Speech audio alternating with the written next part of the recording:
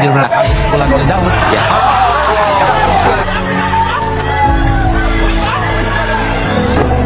Oh, wah.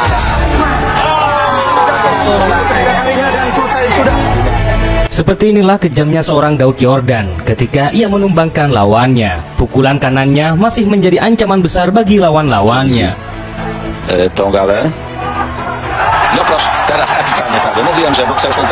Daud adalah salah satu petinju yang dikategorikan sebagai petinju brutal. Pasalnya, laganya banyak menghasilkan keputusan KO.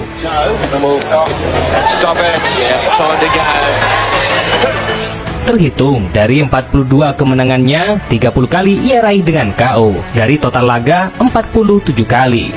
Dari rekor itu pula, ini menjadi bukti bahwa Daud adalah petinju paling kejam dibanding petinju Indonesia lainnya.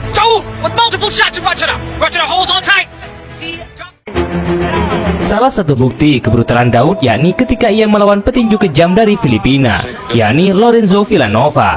Pasalnya, dari 22 laganya, 21 kemenangan itu ia raih dengan KO. Bahkan, Daud di awal laga berhasil ditumbangkan.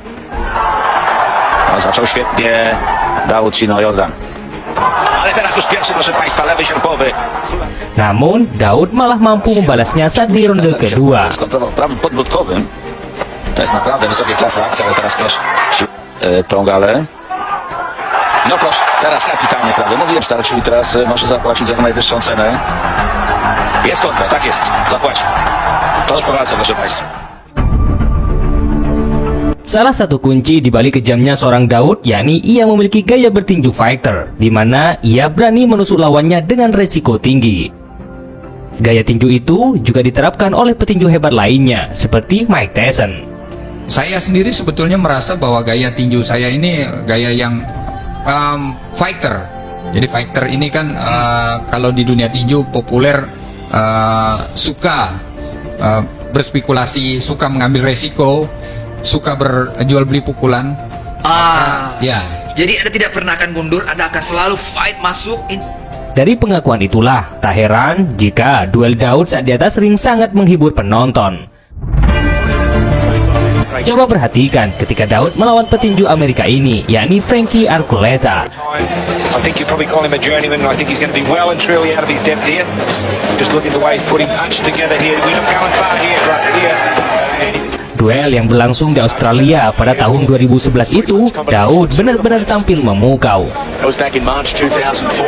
Lost the next year on points, but together it's going to be. Bahkan lawannya dibuat perkedel oleh Daud. No decision against two-time world champion Roberto Guerra. Terlihat sekali bagaimana serangan Daud di laga ini yang tanpa henti. Symbolic jab. That shows what a left jab can do. Jordan unloading here in his own corner, and then you.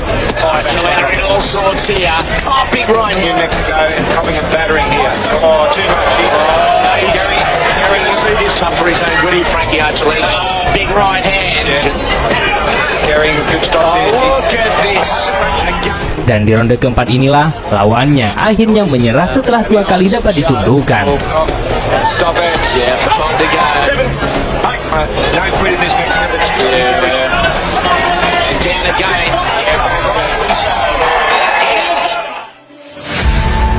Termasuk duel melawan petinju Thailand ini, yakni Khao Mane. Di laga ini, Daud membuktikan bahwa ia adalah petinju brutal.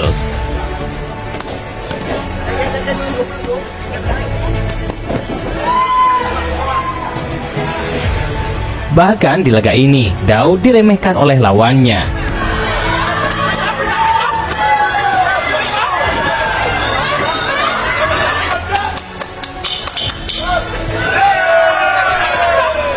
Yang akhirnya ia malah mendapat karmanya. Termasuk di laga terbarunya ketika Daud melawan petinju Thailand pula, yakni Panyaotok pada tahun 2022 kemarin. Di laga ini, Daud masih menjadi ancaman besar meski usianya sudah tidak muda lagi. Dan juga dia ingin menyampaikan salam. Yordan versus Panyaotok, selamat Udah pukulan perut cukup efektif, pukulannya banyak yang mengenai. Juga di sini Daud memiliki tinggi badan yang lebih. Meski di awal-awal ronde petinju Thailand itu mampu memberi perlawanan, namun di ronde kelima dan ronde keenam ia tak mampu membendung serangan bertubi-tubi Daud. Ya, kita lihat dia berusaha untuk ronde kelima tampaknya berhasil karena sejauh ini dia sanggup menahan beberapa pukulan dari Daud Yordan, Bung Rizal. Tapi di ronde ini kelihatan lebih yang habis drop ya. Ya, Yang akhirnya di ronde keenam inilah ia tumbang juga. oleh Daud. Ya. Chris John, kalau sudah menghadapi situasi seperti ini, apa yang harus dilakukan oleh Daud? Ya. 30 detik. Ya. Oh, Ketiga kalinya dan selesai sudah. termasuk laga ini yang menjadi bukti jika Daud adalah petinju brutal. Kala itu ia melawan petinju Rusia yang cukup tangguh, yakni Pavel Malikov. Кому стоит пояс? Там вел Интерконтинент. Его соперник из Индонезии Дауд Йордан. Очень серьезно. Dan benar di ronde pertama ini Malikov sukses memberi perlawanan yang sengit. Потенциал должна быть очень хороший. Двойка от Павла Маликова. Хороший джеб. Исполнение Маликова и хорошее веселье по защите, но тем не менее за первый раунд. Он срывается. Опасная двойка от Да, Йордана. он знает, как это делается. Все раунды. Так, Йордан тоже взрывается, как сейчас. Хорошо нас. Tak terkecuali di ronde kedua, Malikov masih terus menggempur Daud. Напомним, что победитель поединка Он часто выезжал и в США, и в другие страны. Гюллера после первого. Хорошо сейчас оттянулся после левого прямого и Он добавил. работает, он уже включился, он работает и У Павла Маликова. Хорошее попадание. да, есть. Да, и потрясен Йордан. И попал на опережение Маликов. Namun saat di ronde ketiga inilah, Daud Yordan mulai menaikkan ritme permainannya. Третий раунд из 12 запланированных Павел Маликов. Пытается идти вперед Дауд Йордан, оказывать давление. Dan duel ini kini semakin sengit. Ударом Маликова.